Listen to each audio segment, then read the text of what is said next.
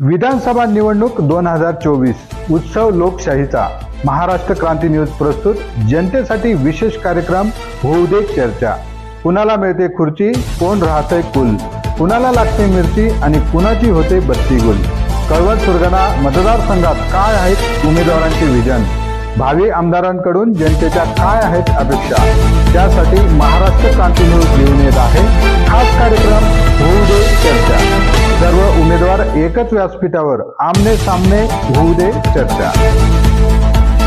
आपण जर बघितलं तर या ठिकाणी विकास झालेला आहे असे सत्ताधारी आमदारांचे प्रतिनिधी म्हणतात आणि महाविकास आघाडीचे विरोधक म्हणतात की या ठिकाणी विकासच झाला नाही, म्हणून आम्हाला आमचा उमेदवार या ठिकाणी जिंकणं गरजेचं आहे, तो विकास आम्ही करून दाखवू। म्हणून आपण जर या ठिकाणी बघितलं तर महाराष्ट्र क्रांती न्यूजच्या माध्यमातून जनतेच्या मनातला आमदार कोण पाहिजे, कसा पाहिजे, मतदारसंघामध्ये या ठिकाणी कसा विकास घ्यायला आहे, शैक्षणिक असेल, नागरी असेल, आरोग्य असेल, त्याबाबत जनतेचे विचार करूनच आता मतदान करावं आणि तसाच उमेदवार या कळवण सुरगाण्यामध्ये निवडून द्यावं। म्हणूनच विधानसभा निवडणूक 2024 उत्सव लोकशाहीचा महाराष्ट्र क्रांती न्यूज प्रस्तुत जनतेसाठी विशेष कार्यक्रम होऊ दे चर्चा या ठिकाणी आयोजित केली होती आणि त्या कार्यक्रमाला आपण जर बघितलं तर या ठिकाणी पोलीस प्रशासन असेल, आपण ग्रामस्थ असतील, या ठिकाणी तरुण असेल, महिला असतील, सर्व जनतेने या ठिकाणी सहकार्य केलेले आहे आणि तुम्ही देखील आमच्या विनंतीला मान देऊन या ठिकाणी आलात, आपलं बहुमूल्य वेळ दिलात, आपलं म्हणणं मांडलं, त्याबद्दल महाराष्ट्र क्रांती न्यूज परिवाराकडनं आपलं धन्यवाद मानतो आणि ही चर्चा या ठिकाणी संपली असं घोषित करतो। विधानसभा निवडणूक 2024 उत्सव लोकशाहीचा महाराष्ट्र क्रांती न्यूज प्रस्तुत जनतेसाठी विशेष कार्यक्रम घेऊन येतो आहोत। कुणाला लागते मिरची, कोण राहतंय कुल। महाविकास आघाडी, महायुती आणि स्वराज्य पक्ष आणि अपक्ष यांच्यासाठी आपण या ठिकाणी व्यासपीठ तयार करून दिलेलं आहे आणि कळवण सुरगाणा मतदारसंघामध्ये एकंदरीत विकास कामं काय आतापर्यंत केलेली आहेत, विकास कामं काय करणं गरजेचं आहे आणि जनतेसाठी जे उमेदवार आता निवडणूक लढवत आहेत ते काय करू इच्छिता, यासाठी महाराष्ट्र क्रांती न्यूजने हे व्यासपीठ तयार करून दिलेलं आहे आणि या ठिकाणी आपण प्रत्येक उमेदवाराला या ठिकाणी आपण आमंत्रित केलेलं आहे, त्यांना आवर्जून आपण आमंत्रण दिलेलं आहे। आपण जर बघितलं तर या ठिकाणी अपक्ष उमेदवार नितीन उत्तम पवार यांची खुर्ची दिसते आहे, तसेच अपक्ष उमेदवार बेबीलाल भाऊराव पालवी यांची खुर्ची आहे, तसेच पद्माकर दादाजी पवार वंचित आघाडी या उमेदवाराची खुर्ची आहे, तसेच महाराष्ट्र स्वराज्य पक्षाचे रमेश भिका थोरात यांची खुर्ची आहे, महायुतीचे उमेदवार नितीन अर्जुन एटी पवार यांची खुर्ची आहे, महाविकास आघाडीचे उमेदवार जीवा पांडू गावित यांची या ठिकाणी खुर्ची आहे आणि अपक्ष उमेदवार भगवत शंकर महाले यांची या ठिकाणी आसन व्यवस्था आहे। अशा पद्धतीने आपण हे व्यासपीठ तयार केलेलं आहे आणि आता आपल्या या ठिकाणी जे महायुतीचे उमेदवार आहेत नितीन अर्जुन पवार यांचे प्रतिनिधी DM गायकवाड त्यांना आपण या ठिकाणी आमंत्रित करणार आहोत।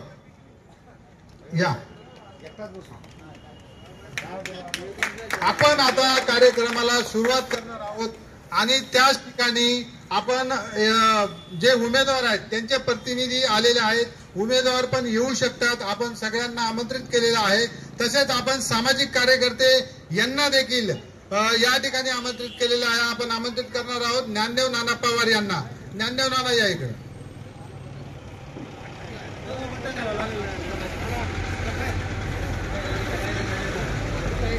तसेच आपण आदिवासी परिषदेचे पदाधिकारी MD बागुल यांना देखील या ठिकाणी आमंत्रित केलेलं आहे, त्यांनी देखील या ठिकाणी यायचं आहे। आताच महाविकास आघाडीकडून जे प्रतिनिधी आहेत रावण चौरे यांचं आगमन झालेलं आहे, त्यांना देखील आपण या ठिकाणी आमंत्रित करणार आहोत। नमस्कार, मी प्रकाश आणि आपण बघत आहात महाराष्ट्र क्रांती न्यूज। खऱ्या अर्थानं कळवण सुरगाणा मतदारसंघ हा विकासाचा मतदारसंघ, कळवण तालुका जो आहे तो सुजलाम सुफलाम आपल्याला पाहायला मिळतो आहे आणि त्याच अनुषंगाने आपण जर बघितलं तर 20 नोव्हेंबरला मतदान होणार आहे कळवण सुरगाणा मतदारसंघामध्ये आणि त्याच अनुषंगाने आपण जर बघितलं तर कळवण सुरगाणा मतदारसंघाच्या नागरिकांना उमेदवारांकडून काय अपेक्षा आहेत, त्यांच्या जनतेचे प्रश्न काय आहेत, त्यासाठीच महाराष्ट्र क्रांती न्यूजने या ठिकाणी एक कार्यक्रम आयोजित केलेला आहे. तो म्हणजेच विधानसभा निवडणूक 2024 उत्सव लोकशाहीचा. महाराष्ट्र क्रांती न्यूज प्रस्तुत जनतेसाठी विशेष कार्यक्रम होऊ दे चर्चा. कुणाला मिळते खुर्ची, कोण राहते कुल, कुणाला लागते मिरची आणि कुणाची होते बत्ती गुल. या ठिकाणी हा कार्यक्रम आयोजित केलेला आहे. त्यामध्ये आपण महाविकास आघाडी असेल, महायुती असेल, स्वराज्य पक्ष असेल आणि अपक्ष असेल, या ठिकाणी त्यांना आमंत्रित केलेलं आहे. आणि काही वेळ आपण या ठिकाणी त्यांच्याशी चर्चा करून त्यांचं उमेदवाराचं विजन काय हे आपण या ठिकाणी त्यांच्याकडून जाणून घेणार आहोत. आणि तसंच आपण जर माझ्या पाठीमागं बघितलं तर या ठिकाणी जनता देखील या ठिकाणी आहे. जनतेत देखील जाऊन आपण या ठिकाणी प्रश्न विचारणार आहोत. जे उमेदवारांचे प्रतिनिधी आहेत त्यांचं उत्तर त्यांना समाधानकारक आहे का, त्यांच्या मतदारसंघात त्यांनी दिलेले आश्वासनं हे त्यांना पटतात का, हे आपण या ठिकाणी काही काळ याविषयी चर्चा करणार आहोत. आता आपण थेट जे सत्ताधारी आहेत, जे सत्ताधारी आमदार होते नितीन अर्जुन नेटी पवार यांचे जे प्रतिनिधी आहेत त्यांच्याकडे जाणार आहोत. एकंदरीत त्यांना आपण प्रश्न विचारणार आहोत. तर तुमचं महाराष्ट्र क्रांती न्यूज मध्ये स्वागत आहे. चर्चेमध्ये आपण आपला बहुमूल्य वेळ देऊन या ठिकाणी उपस्थित राहिलात, विशेष आभार. आपल्या उमेदवारांचं या निवडणुकी संदर्भात काय म्हणजे विजन काय आहे, जनतेसाठी ते काय करू इच्छिता, काय सांगा. आपल्या कळवण मतदारसंघाचे लोकप्रिय आमदार आणि भाजप, शिवसेना, राष्ट्रवादी काँग्रेस पक्षाचे उमेदवार नितीन भाऊ पवार यांना 2019 पासून 2 वर्षे साधारणतः कोरोनाचा काळ गेला आणि भाऊंना काम करायला फक्त 3 वर्षाचा कालावधी मिळाला. या कालावधीत नितीन भाऊंनी पूर्ण कळवण सुरगाणा मतदारसंघात रस्ते, वीज, पाणी, आरोग्य सर्व प्रकारच्या समस्या सोडवल्या आहेत. प्रामुख्याने यामध्ये सुरगाणा तालुक्यातील श्रीभवन धरण, आपल्या कळवण तालुक्यातील जामशेद धरणाला नितीन भाऊंनी 43 कोटीचा निधी मंजूर केला आणि त्याचं उद्घाटन नुकतंच झालेलं आहे. आज साईटवर मशिनरी येऊन पडलेलं आहे, परंतु लोकांचे शेतीचं काम आवरलेलं नसल्यामुळे कामाला सुरुवात झाली नाही. दुसरी गोष्ट, ओतूर धरणाचं पण भूमिपूजन झालं आहे, त्याची टेंडर प्रक्रिया सुद्धा झाली. तिथं पण शेतीचे काम आवरले आणि त्या ओतूर धरणामध्ये पाणी असल्यामुळे ते काम चालू झालेलं नाही, परंतु एवढ्या 15 दिवसात ते पण काम चालू होणार आहे. दुसरी गोष्ट, नितीन भाऊंनी पूर्ण कळवण आणि सुरगाणा तालुक्यात 108 केटीवर बंधारे बांधले असून जवळजवळ 500 हेक्टर. साहेब, आपलं विजन काय, आता जे जनतेसाठी आपण विजन काय देणार आहे, काय सुविधा देणार आहे. यानंतर निवडणूक झाल्यानंतर नितीन भाऊंचं विजन असं आहे की जे रस्ते पावसाळ्यात खराब होतात, आपल्याकडे पाऊस भरपूर पडतो, ते संपूर्ण रस्ते म्हणजे आपल्या डांग सौंदाण्यापासून कळवण, बोरगाव, डायरेक्ट बर्डीपाड्यापर्यंत नितीन भाऊंनी शब्द दिला आहे आणि तसा प्रस्ताव पाठवला आहे. संपूर्ण रस्ता काँक्रिटीकरण होणार आहे. तसेच इथून नांदुरी, कनासी, आलियाबाद हा राज्यमार्ग याला सुद्धा मंजुरी मिळाली आहे. अशा प्रकारचे रस्ते जे असतील, जिथे पावसामुळे रस्ते खराब होतात त्या ठिकाणी काँक्रिटीकरणाचे प्रस्ताव टाकले आहेत आणि ते होणार आहेत.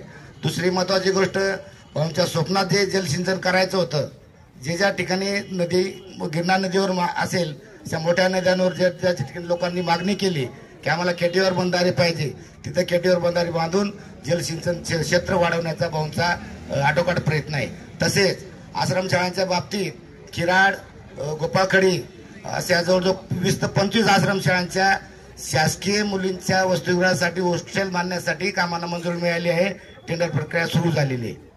निश्चितच आपण आता महाविकास आघाडीचे जे प्रतिनिधी आहेत त्यांच्याकडे जाणार आहोत. साहेब, आपलं देखील या ठिकाणी स्वागत आहे. आपण महाविकास आघाडीकडून प्रतिनिधी म्हणून आला आहात. आपलं ही निवडणूक आपले उमेदवार लढवत आहे, प्रामुख्याने त्यांचं जनतेसाठी विजन काय, थोडक्यात. क्रांती न्यूजचं पहिल्यांदा स्वागत. उलट मी 15 दिवसापासून खरं तर सगळ्या मीडियाची वाट बघत होतो की हे कधी महासंग्राम, काय नाव दिलेला तुमचं, ते कधी होऊ द्या चर्चा हे घेतील. पण मला की शेवटच्या दिवशी बोलवलं. वास्तविक मी याची वाट बघत होतो की सगळे न्यूज जे असतं, न्यूज चॅनल असेल हे असेल, हे वास्तव दाखवत असतं. पण यावेळी मला असं वाटायला लागलं की कोणत्याही न्यूज चॅनलला असं विकले गेले की काय शंका होती. पण आम्हाला आज बोलवलं, त्यामुळे मी पहिल्यांदा त्याचा धन्यवाद देतो. आमचं विजन असं आहे की आमचं जर सरकार आलं शेतकऱ्यांचं कर्ज आम्ही 3 लाखापर्यंत माफ करणार. लाडकी बहीण योजना खरंच सुंदर आहे, मला मान्य आहे. तिथं 3,000 रुपये दिले पाहिजे, 1,500 काही होत नाही. कारण आता 1,500 रुपये दिले, इकडे तेलाचे भाव तुम्ही 2,200 रुपये करून टाकले, सोयाबीन 4,000ला आणलं, मग जर डाळीचे भाव 150च्या पुढे गेले, म्हणजे स्टॅम्प पेपर 100चा 500ला गेला, म्हणजे एका हाताने तुम्ही दिलं, दुसऱ्या हाताने त्याचं दुप्पट काढून घेतलं. आणि म्हणून आम्ही ते 3,000 देणार. त्याच्यानंतर जे काही पेशा भरतीची नोकर भरती आहे, परवाच्याच आमच्या सुरगाण्याच्या सभेमध्ये राऊत साहेबांनी सांगितलं की आमचं सरकार आलं पहिल्यांदा पेशा भरतीवरचं बॅन उठवायचा प्रयत्न आम्ही करू आणि आदिवासी लोकांना नोकऱ्या देऊ. हे तुमचं सांगितलं. त्याच्यानंतर जो काही आमचं आरक्षणची लढाई आहे ती धनगरांविरुद्ध, ती लढाई जर आदिवासी जनतेची जिंकली आहे तर ती तशीच ठेवली गेली पाहिजे. ते भेदभाव कुठेतरी समाजामध्ये तेढ निर्माण करणार, हे आम्हाला आश्वासन दिलं गेलं. दुसरी गोष्ट, जेही आज आमच्या समोरच्या महायुतीचे जे सांगतायत की आमचे किंवा धरणांचं याचं, ही खरोखरच जे केटीवरची जी योजना आहे खूप सुंदर आहे. पण हे यांच्याचकडे घराण्याकडे सत्ता असल्यावर शेतात ही का नाही झाली आजपर्यंत? नुसतं इलेक्शन आलं की मग सांगतो आता करणार आहे, आता मशिनरी आले, खडी टाकली आहे. तुम्ही बघा, महिन्याभरात ती खडी उचलली जाईल, महिन्याभरामध्ये ते मस्त बी निघून जातील, 8 दिवसामध्ये आता निघून झाले की. हे जनतेला काय माहिती आहे? असं न होता खरोखर तुम्ही जनतेचा कामं करा. 8वी साठी दरवर्षी असतात 40 जे पोरांचे प्रॉब्लेम असतात, का नाही तुकड्या मंजूर करून घेतल्या आतापर्यंत? 5वी साठी का नाही वाढीव तुकड्या करून घेतल्या? जे कळवणला रुग्णालय आहे तिथं रेग्युलर डॉक्टर का नाही गेले तुम्ही आतापर्यंत? त्यासाठी आपण काय करणार ते विचार.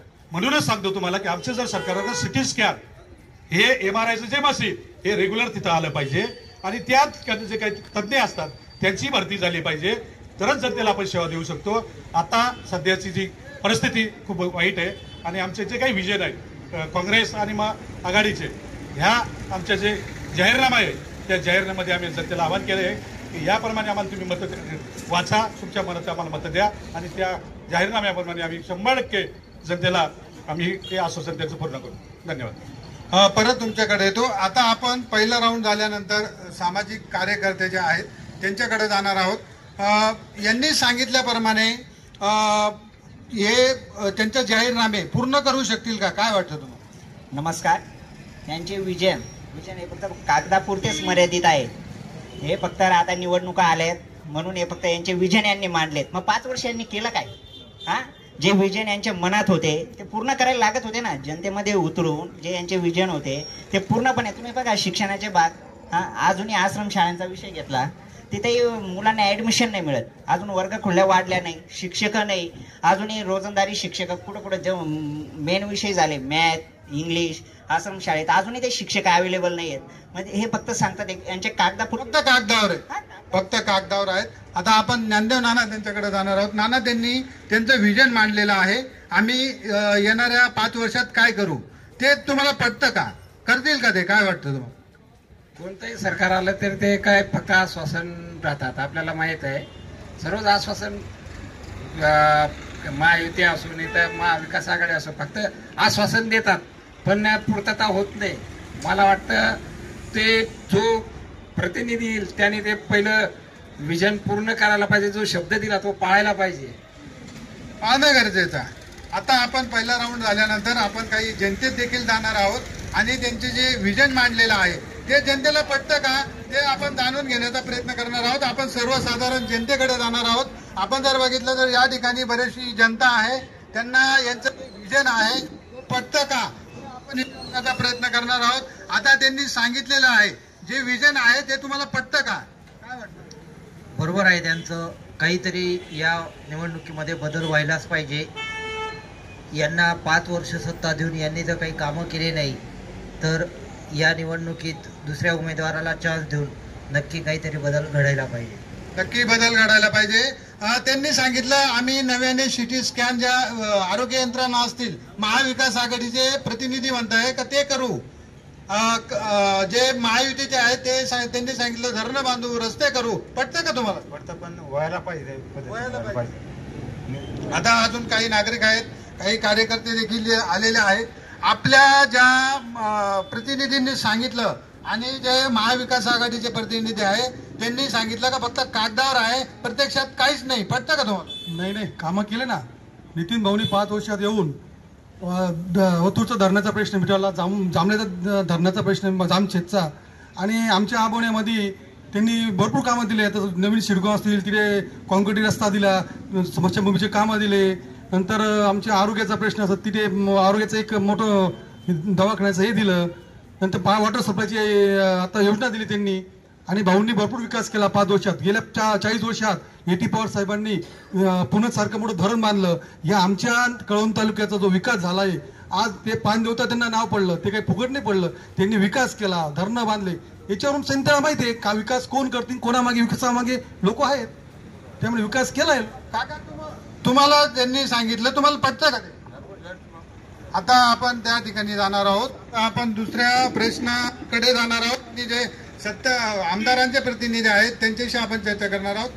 साहेब काय सांगाल, आजपर्यंत केलेल्या कामाचे आपण फक्त जाहिराती केल्या, श्रेय घेतले असे विरोधक म्हणतात. आपले यावर मत काय? थोडक्यात सांगा. चुकीचा आहे तो आरोप आहे.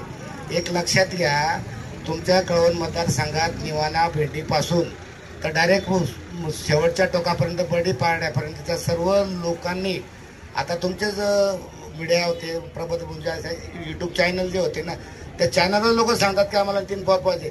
लोकांना नितीन भाऊंनी गल्लोगल्लीत रस्ते केले, गावांतर रस्ते केले, शिवार रस्ते केलेले आहेत, काही मोठे मोठे रस्ते केलेत, मंजूर केले. सप्तशृंगगडासारख्या म्हणजे 3.5 शक्तिपीठापैकी 8 शक्तिपीठ त्या घाटाच्या रस्त्याला संरक्षण देण्याचं काम झालेलं आहे. तिथे जवळजवळ 50 कोटीची पाणी पुरवठा योजना मंजूर झालेली आहे. कामाच्या बाबतीत तुम्ही बघितलं म्हणजे लोक सांगतात आणि अख्खा सुरगाणा तालुका बोलतो की आज 40 वर्षे आमच्या वाया गेले, आता आम्ही ती चुकारणार नाही. पूर्ण सुरगाणा तालुका यावेळेस नितीन भाऊच्या पाठीमागे आहे. सुरगाणा तालुक्यात नितीन भाऊने स्मशानभूमीचे कामं केले, सभा मंडप दिले, गावांतर रस्ते दिले. त्या सुरगाणा तालुक्यातील नारपार नदीवर मी आता जो बोललो ना 108 बंधारे बांधले, ते बांधणार नाही, ते बांधले ऍक्च्युली बांधलेत, काम चालू आहे. असं काही ऑलरेडी ते बांधले, त्यांचं काम चालू आहे. आणि साहेब आपले आमदार जे आहेत 35 वर्ष आमदार होते सुरगाणा तालुक्याचे, काहीच विकास झाला नाही असे विरोधक म्हणतात. त्यावर आपलं मत काय?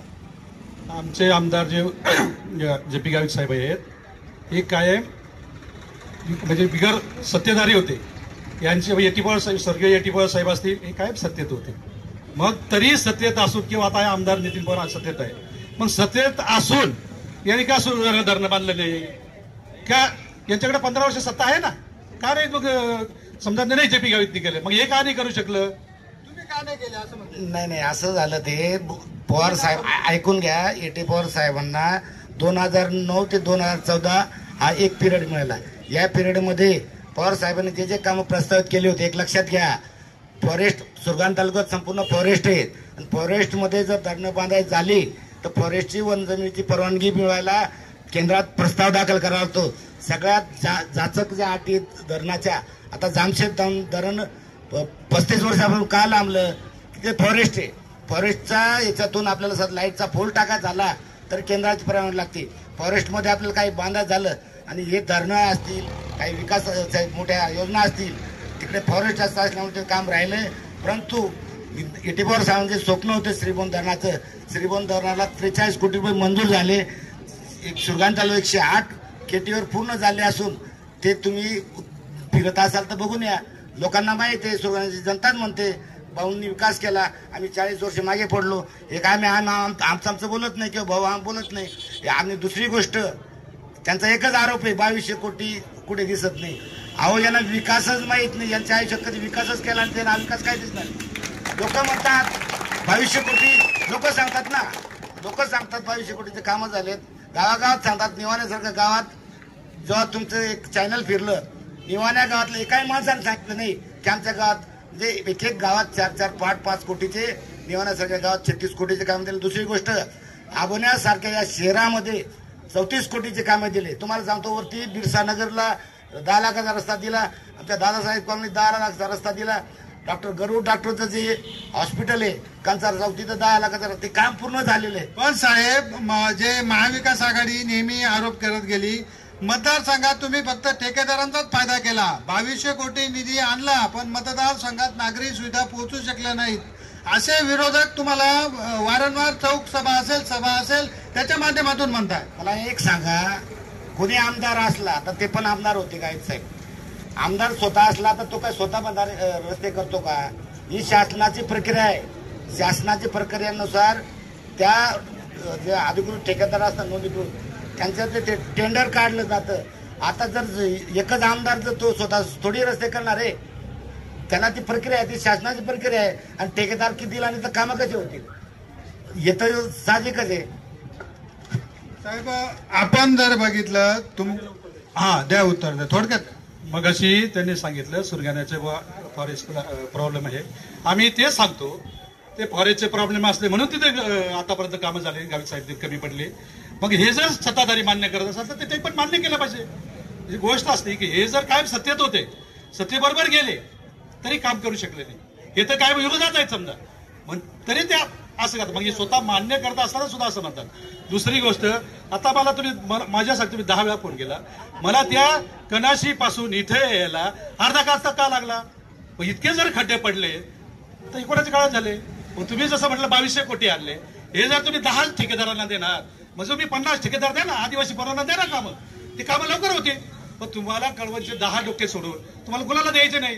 तुम्हाला घराने त्यांचेच वाढवायचंय, स्वतःचं घरानं वाढवायचंय. तुम्हाला इतर लोकांना कामं दिली, तुम्हाला टक्केवारी मिळणार नाही. म्हणून तुम्ही 10 लोक सोडून कोणाला कामं देत नाही. आणि ही घराण्याशाही, ही टक्केवारी यावेळेस तुम्हाला जनता खड्ड्यात घालणार आहे आणि आमदारांना पाडणार आहे. साहेब, आपण जर बघितलं तर तुमच्यावर नेहमी आरोप केला जातो, तुमच्या उमेदवारावर आपण फक्त वन जमिनी सभासद फी वसुलीसाठी लॉंग मार्च काढतात, असे विरोधकांनी नेहमी तुमच्यावर आरोप केलेले आहेत. त्याबद्दल थोडक्यात काय? केला नाही मान्य नाही, कैला असेल, मी नाही म्हणत नाही. पण जेव्हा त्यांना एवढं लॉंग मार्चला जायचं असेल तर त्यांना जेवायला खायला पैसे लागतात ना. का नुसतं ते असं उपाशी जातील तिथं मुंबईपर्यंत? गेले असले बरं, मी मान्य करतो. पण असं नाही, आमचा एकच संघर्ष होत आहे आदिवासीचा. तरी उलट सर्वसामान्य जनता, जनरल जनता हे मान्य करते की महाराष्ट्रामध्ये हा एकच माणूस असा आहे लाल सलाम, की हाच रस्त्यावर उतरू शकतो आणि यालाच सरकार घाबरू शकतो. आणि असा आमचा माणूस याच्यावर जर आरोप करत असतील तर मला काय असं म्हणायचंय, आपणही मोर्चे काढून बघावं, आपणही रस्त्यावर उतरून बघावं, मग तुमच्या मागे जनता येते का हे मला समोरच्याला विचारायचं. तुमच्या आमदारांनी कधी मोर्चेच काढले नाही, ते जनतेमध्ये जात नाही. त्यांनी आता सांगितलं कनाशिहून इथे यायला मला खड्ड्यांचा सामना करून यावा लागला आणि सभासद फी घ्यावाच लागते, त्याला पैसे लागतात, मोर्चे काढायला पैसे लागतात. पटतं का तुम्हाला? नाही, चुकीचं आहे. आता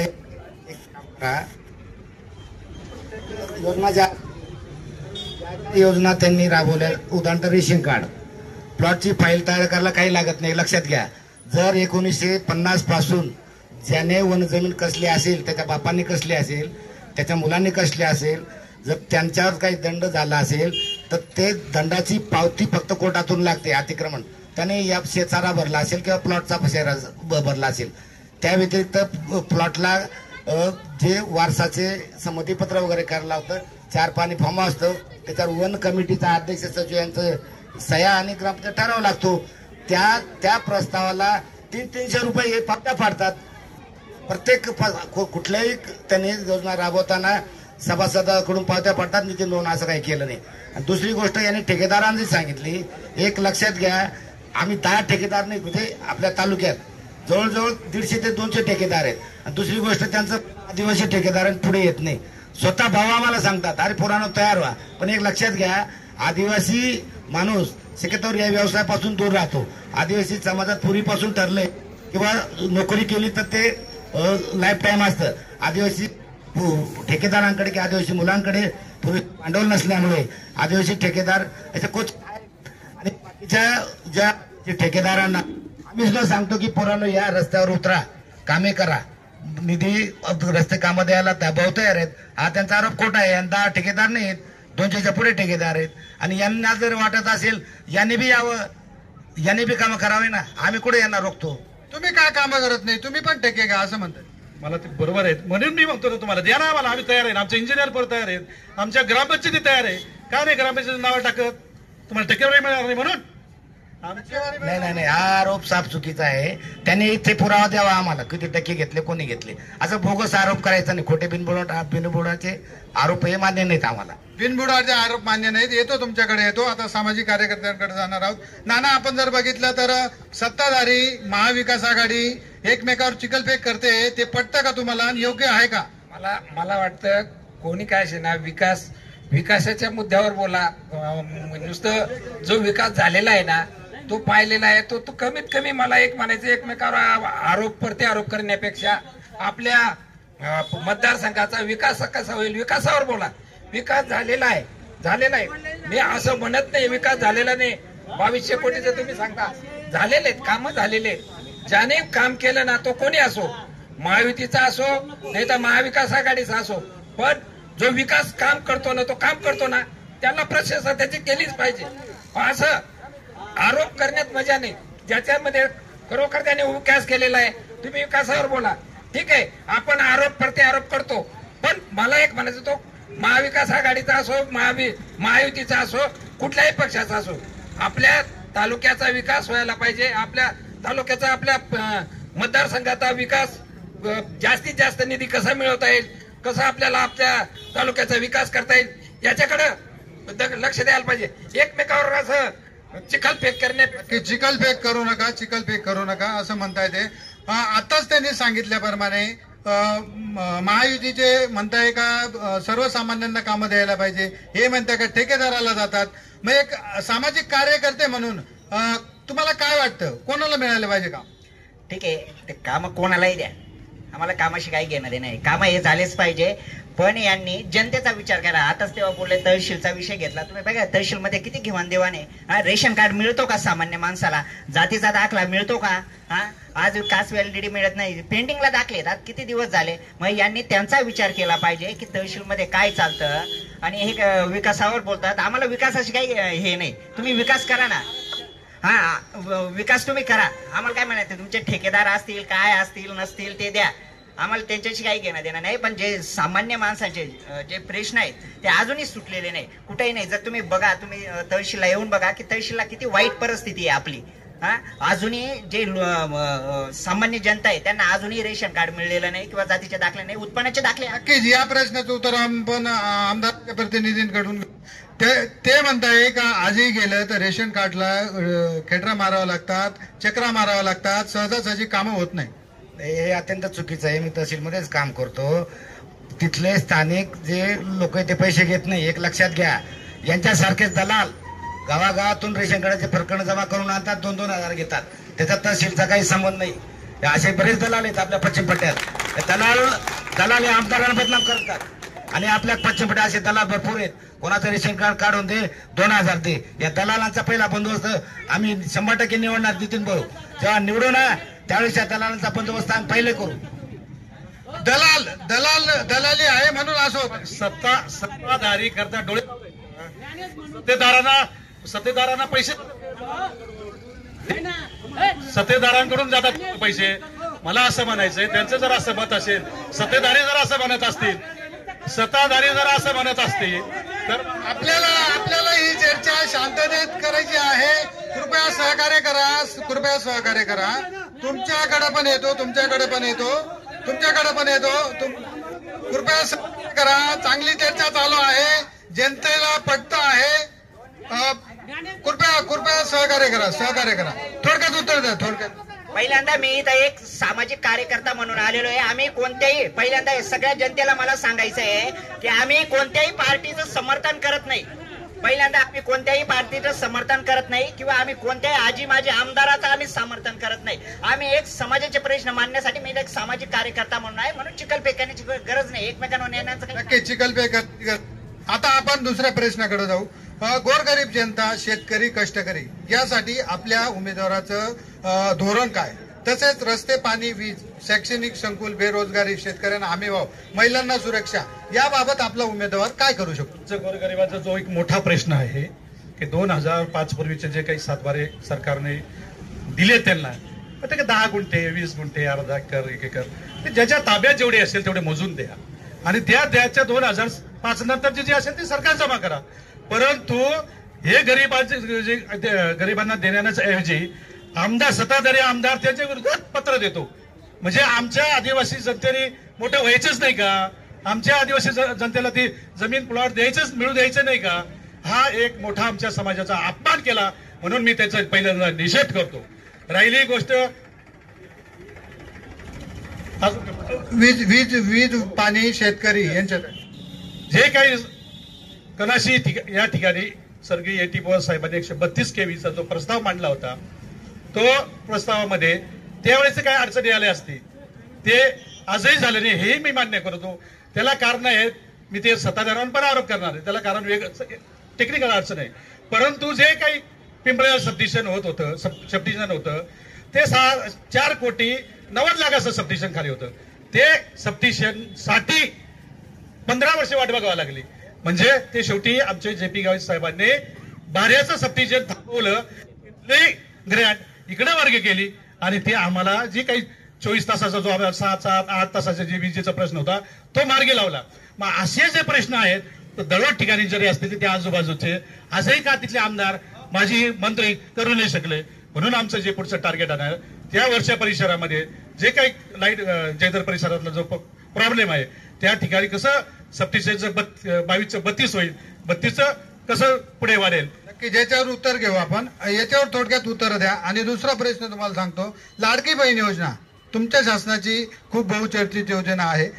विरोधक म्हणतात ती फसवी योजना आहे, जनतेची पैसे उधळपट्टी करताय, हे सरकार केलं, आर्थिक संकटात टाकता आहे, असे विरोधकांचं म्हणणं आहे. त्यावर काय मत?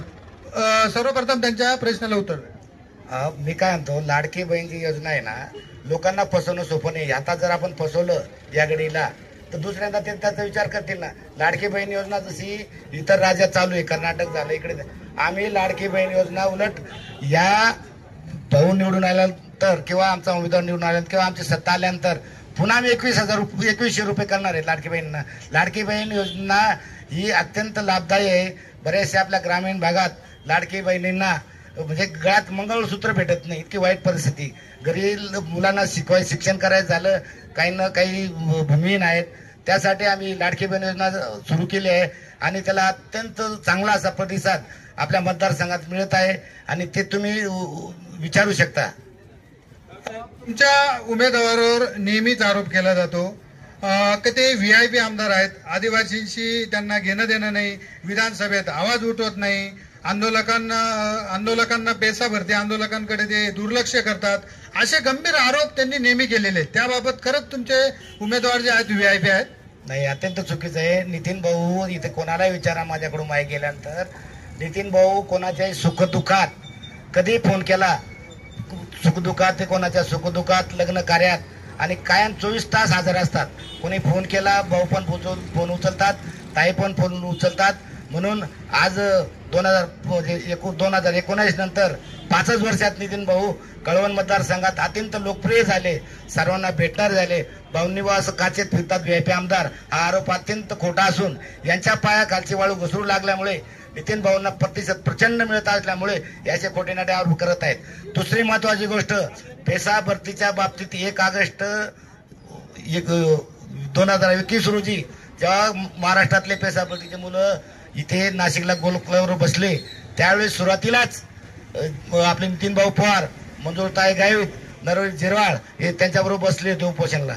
त्यानंतर वेळोवेळी पत्रव्यवहार करत होते. दुसरी गोष्ट, जेव्हा 21 ऑगस्टला जन आंदोलन झालं त्यावेळी म्हणजे त्या दिवशी सोमवार होता, सोमवार, मंगळवार, बुधवार भाऊ हे मुंबईला मंत्रालयात होते आणि यांनी इकडे उपोषणाला बसताना ते कम्युनिस्ट पक्षाचे झेंडे घेऊन बसल्यामुळे आम्ही त्या उपोषणाला पहिल्या दिवशी हजर झालो नाही. आम्ही काय सांगितलं, जर हे पेसाभरतीचं आंदोलन सकल आदिवासी समाजाचे आहे तर मग तुम्ही झेंडे का घेऊन बसले, तुम्ही झेंडे काढा, आम्ही बसतो.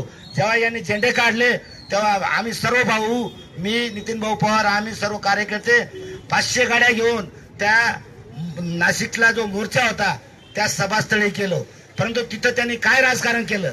जर तुम्ही इकडे सांगता की हे आंदोलन पेशाप्रती सकल आदिवासी समाजाचं आहे, कोणत्याही राजकीय पक्षाचं नाही, तिथं यांनी इतकं घाणेरडं राजकारण केलं की त्या ठिकाणी सभास्थळी फक्त 3 खुर्च्या ठेवल्या, म्हणजे महाविकास आघाडीसाठी. आणि नितीन भाऊ असतील, नरवल जिराळ असतील, भारती पवार असतील, यांनी निवडणुका डोळ्यासमोर ठेवून यांनी अतिशय गलिच्छ राजकारण केलं. त्याच दिवशी आम्ही त्याचा निषेध व्यक्त केलाय. एका भरतीचं आंदोलन गलिच्छ राजकारण केलं, तुम्ही त्यांना येऊ दिलं नाही. तुम्ही म्हणता का ते भेटतच नाही, परंतु ते म्हणताय का नरळ जिरो असतील, मंजुळाताई गावित असतील, मुलांना भेटलेले आहेत, मग तुम्ही चुकीचा आरोप का करता असं ते म्हणतात. पेशावर मी नंतर बोलतो. व्हीआयपीचं जे तुम्ही सांगितलं ते खरं आहे, आरोप करतात ते. स्वर्गीय एटी पवार साहेब जर आले, त्यांच्या गाडीचे काचा कधी वरती नसायच्या. तो जर सामान्याचा नेता होता आणि त्यांचा मुलगा फक्त 4 लोकांना फोन करतो गावामध्ये जायचं असेल. सर्वसामान्यामध्ये हा माणूस राहत नाही आणि त्यांना खरंच तळमळ राहिले असते तर मग दवडला राहिले असते ते. म्हणून सांगतो तुम्हाला की असा व्हीआयपी आमदार व्हीआयपी नेता आम्हाला मान्य नाही. दुसरी गोष्ट, पेसा संघर्ष. पेसा संघर्ष हा कोणाचा एकट्याचा नाही आहे. पेसा संघर्ष हा सगळ्या आदिवासींचा आहे. पेसा संघर्षामध्ये 32 जिल्ह्यातून 17 जिल्ह्यातून 32 तालुक्यातले लोक आलेले होते. तिथं जे उपोषणाला लोक बसले, ज्यांनी काय 8 दिवस तिथं उपोषण घेतलं, त्या लोकांसाठीच बघा खुर्च्या होत्या तिथं. आमच्यासारख्या कोणाला बाकीचा विषयच नाही ना. जेव्हा मंत्र्याला आमच्या 4 मिटिंगा झाल्या, नितीन भाऊच्या तोंडातून एक शब्द सुद्धा मुख्यमंत्री किंवा बोलले नाही किंवा मंत्र्याच्या समोर बोलले नाही. दाखवा तिथलं रेकॉर्डिंग आहे माझ्याकडे. हे जर असं बनत असतील तर. दुसरी गोष्ट, जे काही संघर्षाला मदत लागते, आदिवासी संघटना करते, इतर आमदार मदत करतात. आमचे आमदार का नाही पुढे येत मदतीला? हे म्हणतात मी 500 गाड्या करून नेल्या. किती लोकांनी गावात यांनी मदत केली सांगा बरं. ग्रामपंचायतवाले स्वतः, ग्रामसेवक लोकांनी, बिचाऱ्यांनी, सरपंचांनी गाड्या करून दिल्या. साहेब, आपण जर बघितलं आमचा वैयक्तिक प्रश्न आहे तो, पेसा भरती संदर्भात सर्व पक्ष श्रेय घेतात, परंतु सर्वांना माहिती आहे की ती न्यायप्रविष्टी बाजू आहे.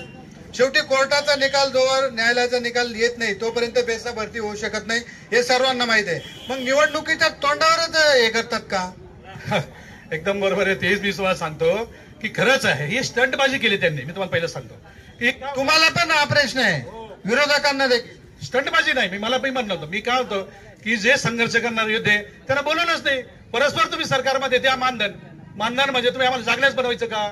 जसं रोजंदारीमध्ये आदिवासी विकासला तुम्ही आजपर्यंत जागल्याप्रमाणे ठेवलं, एक कामाला घेणे पैसे, म्हणजे मानधनावरतीच आमची अवस्था आहे ना. म्हणजे आम्ही पुन्हा कोर्टात लढत बसायचं का? वर्षामध्ये आम्ही कोर्टच करायचं का? म्हणजे लोकप्रतिनिधी करतात काय? सत्तेमध्ये यांनी बोललं पाहिजे. तुम्ही करत नसता तर आम्ही राजीनामा देतो. एकाही आमदाराची हिंमत नाही झाली राजीनामा द्यायची. मग कसं कळवणार आहे आदिवासी बद्दल यांना? मी तर बोललो, एकाची पण हिंमत नाही झाली. थोडक्यात काय? एक लक्षात घ्या, सगळ्या कळवण मतदारसंघातील जनतेला माहित आहे, एटी पवार साहेबांनी कधीच म्हणजे विधानसभेत बोलून आणि बोंबा मारून आपले फोटो आणि व्हिडिओसाठी युद्ध केले नाही. त्यांच्याच पावलावर पाऊल ठेवून नितीन भाऊ पवार हे काम जास्त करतात आणि असे शानशान करत नाही. बऱ्याचशा आमदारांना सवय पुढे पुढे करायची, विधानसभेत आबाताबा करायचा आणि प्रत्येक कवडीचं काम नाही. यांच्याकडे 35 वर्षी सत्ता होती. मग कळवून आपला सुरगाणा तालुका महाराष्ट्रात आकांक्षित तालुका का घोषित झाला? आपल्याकडे तर फक्त 3-5 का घोषित झाला? पटकन भौगोलिक मान्य केलेले आहे की ते उताराचा भाग आहे. त्यांनी 85 साहेब 10 वर्ष आमदार होते तिथले, हेही 5 वर्ष होते. धरण का नाही होऊ शकत? कारण असं आहे की ते भौगोलिक परिस्थितीनुसार उतरायचंय. राहिला प्रश्न 35 वर्ष ते काय विरोधात आहेत? सत्ताधारीमध्ये असल्याशिवाय येतं का निधी? नितीन भाऊ म्हणतात ना मला भौगोलिक परिस्थिती वेगळी. एक लक्षात घ्या, सगळ्या जनतेला माहिती आहे, जेव्हा नारपारचं सर्वेक्षण होत होतं त्यावेळेस सगळे कॉम्रेड लोकांनी अधिकाऱ्यांना पळून लावलं. अक्षरशः हे सर्वेक्षणासाठी आले अधिकारी आपला जीव मुठीत घेऊन पळाले. यांना सुरगाणा तालुक्यात विकासच करायचा नाही, सुरगाणा तालुक्यातल्या जनतेला पुढे आणायचंच नाही. सुरगाणा तालुक्यातली जनता फक्त आपल्या हाताखालचं बावलं बनवून राहिली पाहिजे. आज इतकी वाईट परिस्थिती, आपल्या कळवणचा आदिवासी, सुरगाणचा आदिवासी, आज सुरगाणा तालुक्यातला 80% आदिवासी समाज आपल्या पोटापाण्याची कळगी भरण्यासाठी स्थलांतर करतो. हे काय करतात मग? एवढ्या 35 वर्ष यांनी काय केलं? भाऊनी तरी आज सुरगाण्यात जेव्हा केटीवर बंधारे दिले, तुम्हाला एक सांगतो, ते गुंतवणुकीसारखे काही गाव आहेत. आज सुरगाण्याचा जो आदिवासी समाज आहे तो एका गावात एक टेम्पो भेंडी पिकवतो, भेंडीचं पीक काढतो आणि तसं त्यांच्या बाईट पण आपण आलेल्या आहेत आपल्या हे जे 3 वर्षात भाऊंनी केलं, सर्वांनी तालुक्याची जनता सांगते, यांनी 35 वर्षे फक्त मोर्चे काढले आणि आदिवासी समाजाला फक्त वेड्यात काढायचं काम केलं. लक्षात घ्या, तुम्हाला सुरगाणा तालुक्याचा विकास करू द्यायचा नाही, तुम्ही दादागिरी करतात, अधिकाऱ्यांना वगैरे पळवून लावतात असा आरोप करतात. मोठे धरणे बांधून आमच्या लोकांना विस्थापित करायचं नाही, ही झाली पहिली गोष्ट. छोटे बंधारे करायचं म्हणतात, हेच म्हणतात, मी म्हणत नाही. तिथलं फॉरेस्टची परवानगी मिळत नाही. मग यांना जर ते मान्य तर तेच आम्ही म्हणतो. राहिला दुसरी गोष्ट, 4 दिवसाची मांगलेदारची बातमी, मांगलेदारचं ते मांगलेदार दगडापासून किती लांब आहे, का तिथे ते अजून बसतात, का तिथं टावरचा विषय नाही. हे लोक, ही रस्त्याची परिस्थिती बघा, 1000 लोकांचं गाव आहे, वस्तीचं गाव आहे, बहिष्कार टाकायची का वेळ आली. एक लक्षात घ्या, या वर्षी पाऊस भरपूर झाला महाराष्ट्रात. रस्ते ही अशी एक समस्या आहे की रस्ते आज बांधले ते 50 वर्ष टिकतील. एखादी इमारत बांधा त्याला 50 वर्ष लाईफ असतं. तुम्ही म्हणजे लक्षात घ्या, महाराष्ट्रात चांगले हायवे पावसामुळे म्हणजे ढिसाळतात, खराब होतात. हे होणारच आहे. आता त्यासाठी नितीन भाऊंनी कोट्यावधीचा निधी आणलाय, बरेचसे टेंडर प्रक्रिया झाली, आता त्या कामाला सुरुवात होणार आहे. आणि तुम्हाला मागेच बोललो, हे जे मोठे रस्ते सांगितले, सर्व रस्ते भाऊंनी कॉन्क्रिटीकरणासाठी धरलेत. आणि आम्ही शब्द देतो की कळवण आणि सुरगाणा तालुक्यातील जे मेन रस्ते आहेत, संपूर्ण रस्त्याचं जसं खेडगाव, पिंपळगाव, आपले वणी आणि सापुतारा असे कॉन्क्रिटीकरणाचे रस्ते होणार आहेत. नक्कीच काँक्रिटीकरणाचे रस्ते होणार आहेत. आता आपण जनतेत जाणार आहोत. ज्या उमेदवारांचे प्रतिनिधी आहेत त्यांनी आपलं जी कामं केली आणि काय अपेक्षित आहे ते सांगितलेले आहे. आता जनतेत जाणार आहोत आणि जनतेला देखील आपण विचारणार आहोत का खरं जे उमेदवारांचे प्रतिनिधी जे म्हणताय ते पटतं का आणि ते जनतेसाठी करतील का, काय वाटतं आपल्याला. तालुक्याचा झालेला चांगल्यापैकी विकास झाला पाहिजे. नुसतं नेमके नाही, पण मी आदिवासी समाजात जास्त फिरतो. अलग लक्षात, सर्व गरीब पासून तर मोठ्यापर्यंत सगळ्या आदिवासींचा विकास झाला पाहिजे. सगळ्यांचा विकास झाला पाहिजे. सगळ्यांचा विकास झाला पाहिजे. हे जे म्हणताय आमदारांचे प्रतिनिधी, तुम्हाला पटतंय का. हो, पटतंय ना. विकास झाला का. विकास झालेला आहे ना. विकास झालेला आहे म्हणून तर आपले विकास झालेला आहे असं म्हणताय. ते काय वाटतं तुम्हाला बाबा, काय वाटतं. अजून काही आहेत, काय वाटतं. थोडक्यात सांगा, आपलं मत थोडक्यात मांडा. आपल्याला कार्यक्रम संपवायचा आहे, वेळेचं बंधन आहे. बरोबर, आपण जो विचारलेला प्रश्न आहे अगदी बरोबर आहे. ह्या गोष्टी ज्या विकासाच्या आपण भाषा करतो, मी आता बऱ्याचशा कलगीतुरा ऐकला. मला एकच म्हणायचं आहे, आपण आदिवासी पेसामध्ये संबंधित आमदारांनी किती प्रश्न मांडले आणि आरक्षण आपलं धोक्यात आलं आदिवासींचं. मला विश्वास आहे, जर समाजाने आपल्याला निवडून दिलं तर मला नितीन भाऊ पवारांनी विधानसभेमध्ये प्रश्न उपस्थित केला पाहिजे होता. जर हे आरक्षण भाजप सरकार आलं तर आदिवासींचं आरक्षण गेलं. नितीन भाऊंना मतदान केलं म्हणजे भाजपाला मतदान केलं, असा आमच्या आदिवासींचा एक समज आहे, म्हणणं आहे. आणि आमचं आरक्षण हे भाजप सरकार 100% घालवेल, यात तीळ मात्र. आता हे आपण उत्तर घेऊ. अरे येतो तुमच्याकडे. त्यांनी खूप मोठा गंभीर आरोप त्यावर केलेला आहे. भाजप सरकारमुळे सगळा हा गोंधळ आहे आणि ते तुम्हाला जमू देत नाही, तुम्हाला खेळवत आहे, असं त्यांचं एकंदरीत म्हणणं. नाही, अत्यंत चुकीची गोष्ट आहे. तुम्हाला सांगतो, जेव्हा धनगर आरक्षण असेल, पेसा भरती असेल, तेव्हा भाऊ हे मंत्रालयात दाद मांडता, म्हणजे प्रश्न मांडताना दिसले. परंतु त्यांचं एक पहिल्यापासून नितीन भाऊ भाषण कमी करतात आणि काम जास्त करतात.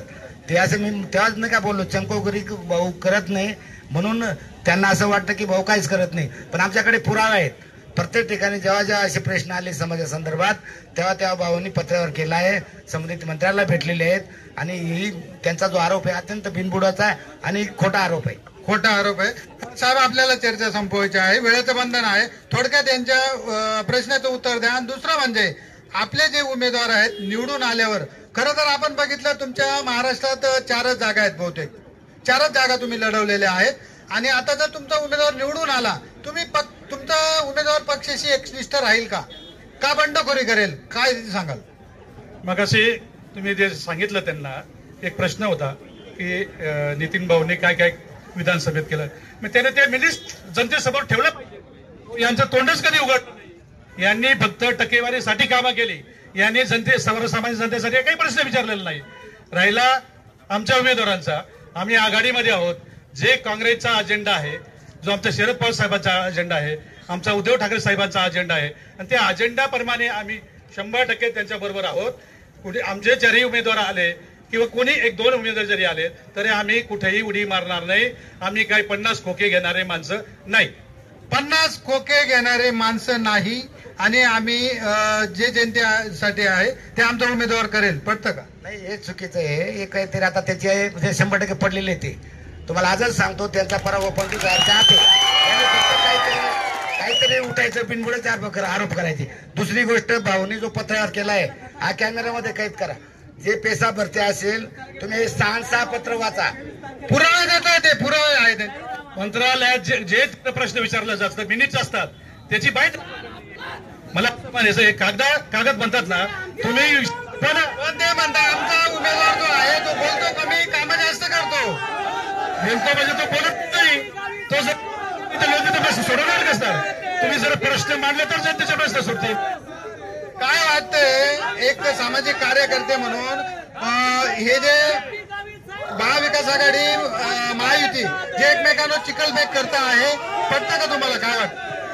मी सर्वांना सांगू इच्छितो आणि मी कृपया घोषणाबाजी नको. आपल्याला सहकार्य करा. आपल्याला पोलीस प्रशासनाचं देखील या ठिकाणी सहकार्य लाभलेलं आहे. कृपया शांतता राखा. का जा थोडक्यात उत्तर द्या, आपल्याला कार्यक्रम संपवायचा. सगळेच पेसा भरतीचा विषय घेतला यांनी, जे आंदोलन झालंय. तर आजी माझ्या आमदारांना, मला दोघांना पण हेच सांगायचं आहे की हे सगळे श्रेयसाठी यांचे वाद चालू आहेत.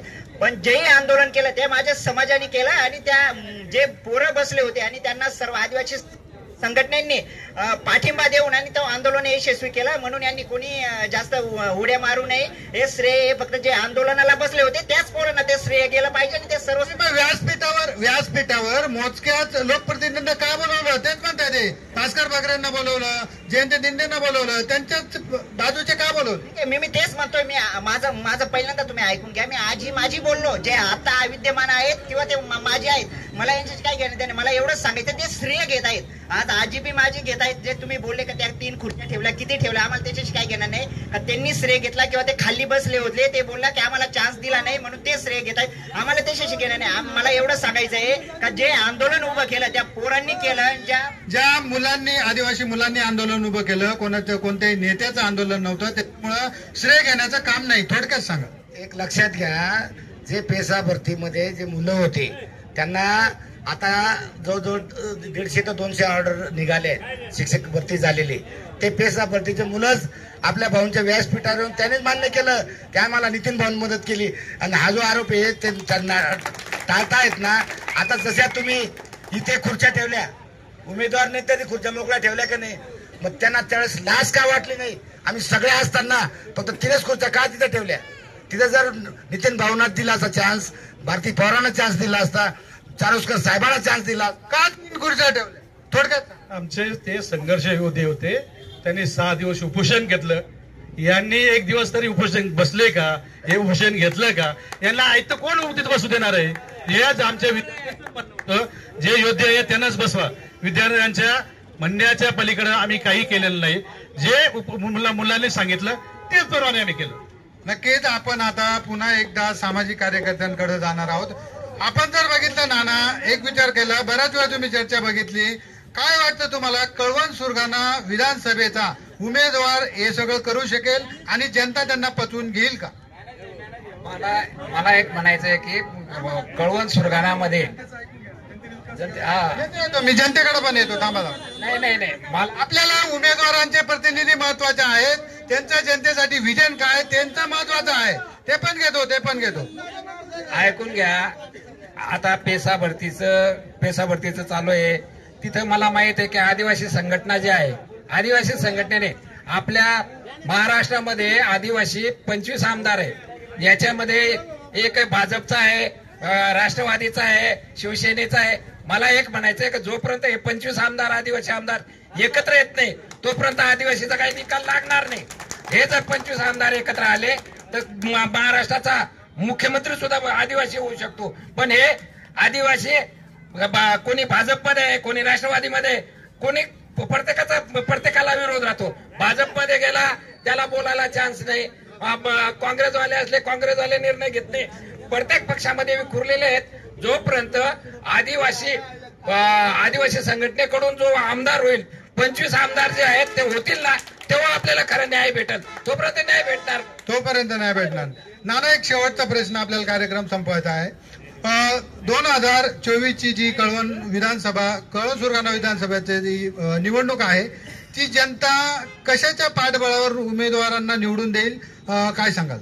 मला एक म्हणायचं, तो विकास कराल. मला एक आता इथं आपण ते लाडकी बहिणीचं सांगितलं, आता इथं अर्जुन सागर आहे, चनकापूर धरण आहे, या ठिकाणी पर्यटन झालं. इथं ते आता आदिवासी पोरं जे काम करतात, कुठं याला पेसामध्ये रोजंदारीवर काम करतात. जर या ठिकाणी पेसामध्ये पर्यटन झालं तर तिथं सर्वांना आजूबाजूच्या सापुताऱ्यासारखं तुम्हाला सांगतो सप्तशृंगी, तिथं जर हे झालं तर तिथं 1000 नाही 1500 मुलांना नोकरी मिळेल. नोकरी म्हणजे चालना मिळेल, रोजगार मिळेल. आता आपण जनतेमध्ये जाणार आहोत. थोडक्यात आपलं मत मांडायचं आहे. हे जे तुम्ही उमेदवार असतील ते जे सांगताय,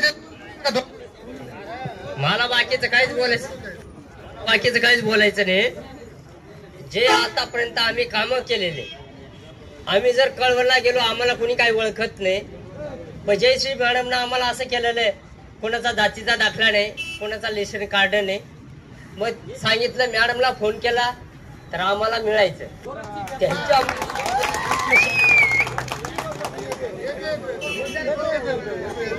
आणि तुम्हीच म्हणता जनतेमध्ये येत नाही. मी येतो तुमच्याकडे, बसा जनतेच्या गावच्या केला मी.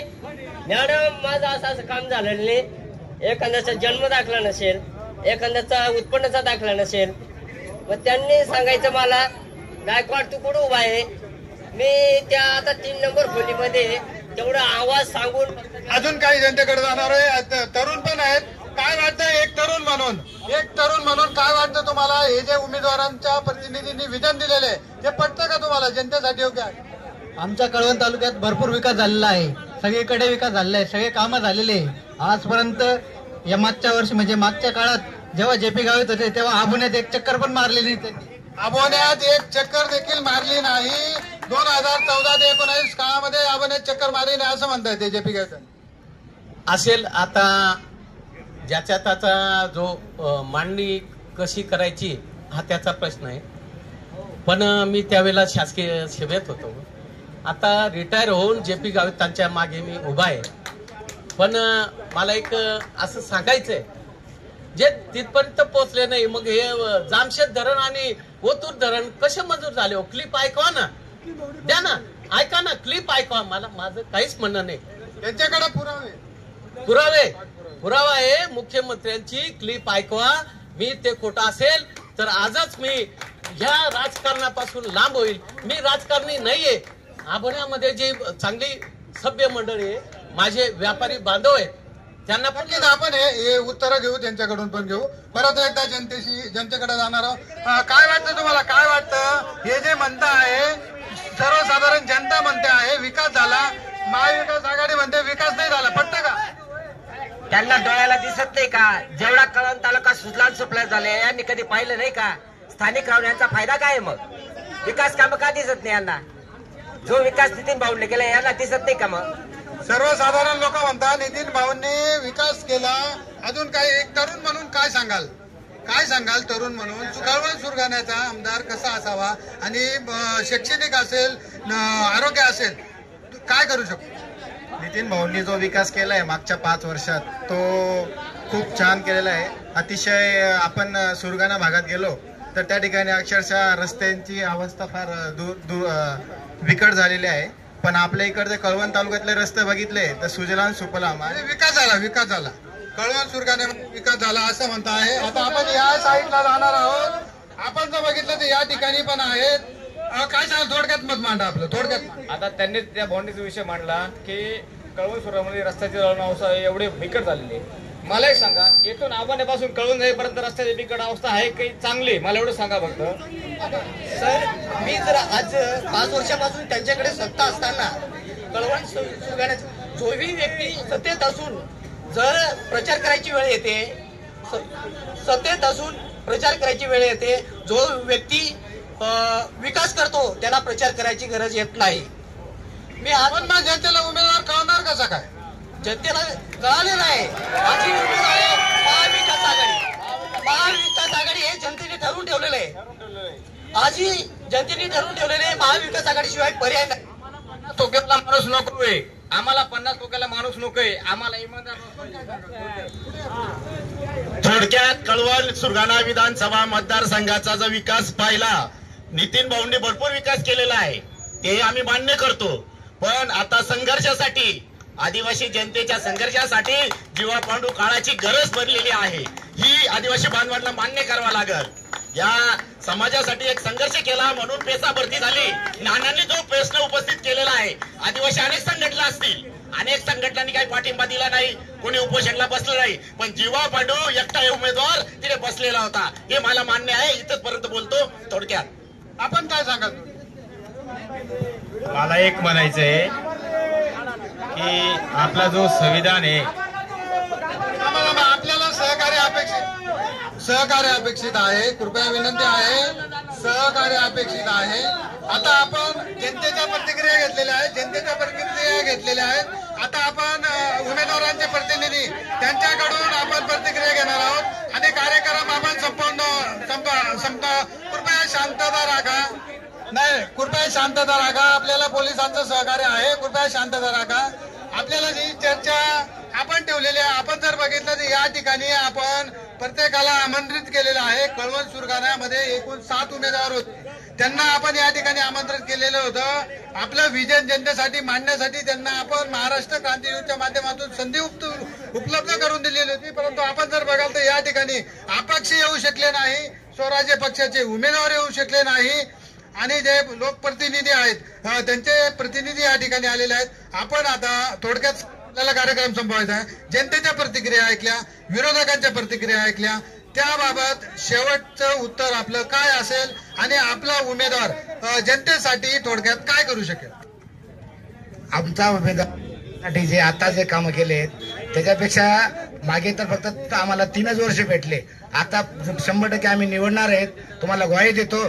आणि आता निवडल्यानंतर जे रस्ते, आरोग्य, वीज, पाणी, शिक्षण या सर्व समस्या सोडण्यासाठी नितीन भाऊ पवार हे कटिबद्ध आहेत. दुसरी महत्वाची गोष्ट, जे इथे जीवा पांडू गायक म्हणजे गायक साहेबांचे प्रतिनिधी म्हणून इकडे बसतात आणि सटाण्यात दिलीप मंगळ गोरसे भाजपचे उमेदवार आहे, यांना भाजपचा राग आहे. म्हणजे तिकडे दिलीप मंगळ गोरसेचा प्रचार करायचा आणि इकडे जीवा पांडू गायकचा. मला हेच कळत नाही काय चाललं. तुम्ही दुटप्पी भूमिका उपयोगात आणता, दुटप्पी वागता. तिकडे भाजपचा प्रचार करता, इकडे काँग्रेसचा प्रचार करता, असा थेट आरोप करता. म्हणजे आम्ही आमचा बोगस डोक्यावर बसवायचा का? आमचे बोगस आदिवासी आमच्या घुसवायचे का? म्हणजे यांच्यात हिंमत नाही झाली. या विधानसभेमध्ये एक बोगस आमदार होतं. या एकाही आमदारांची कधी प्रश्न विचारला का आमच्या आमदारांनी? आमच्यामध्ये जर हजारो बोगस येत असतील आणि आमदार जर बोगस येत असतील तर आम्ही गप्प बसायचं का? ज्यांच्या बाजू त्याच्या विरोधात जो उमेदवार असेल तो सक्षम असेल तर आम्हाला त्याच्या पाठीशी उभं राहावं लागेल. आणि म्हणून यांची जी म्हणणं आहे, मग आम्ही काही जर बोगस आमच्यामध्ये आले, यांच्या मुलाबाळाने नोकरी मिळतील का हेही त्यांना विचारा तुम्ही.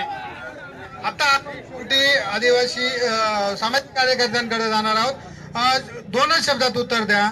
या निवडणुकीमध्ये जनता कोणामागं उभी राहायला पाहिजे आपल्याला काय वाटतं? आमचा समाज जो आदिवासी समाज आहे, जो आदिवासी समाजाचे अहोरात्र काम करेल, आमची जनता त्याच्या पाठीमागे उभी राहील. नाना काय सांगाल? थोडक्यात 2 शब्दात उत्तर द्या. आपल्याला कार्यक्रम संपवायचा आहे. जनतेने हे उमेदवार बघून अपक्षांना आपण या ठिकाणी सर्व उमेदवारांना या ठिकाणी आपला विचार मांडण्यासाठी बोलवलं, परंतु येऊ शकले नाही. त्यांचे प्रतिनिधी आले.